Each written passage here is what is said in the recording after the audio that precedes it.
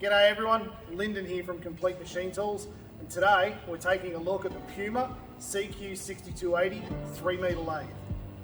The lathe comes with a 105mm spindle bore, delivering from 25 up to 1600 RPM.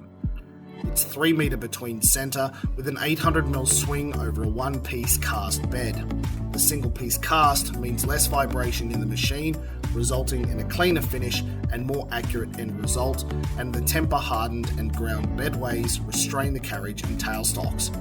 The Puma CQ6280 also provides rapid traversing on 4 axes, improving production speeds and boasts an array of features and standard inclusions that will enhance productivity.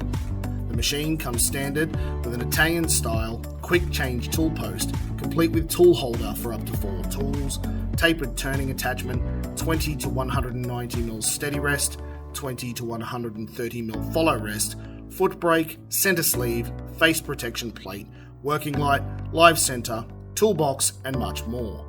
Ideal for any engineering and maintenance workshop, the Puma CQ6280 is a great machine packed with features and inclusions. So if you've got any questions or you need a quote on the machine, give us a call or jump on the website at completemachinetools.com.au.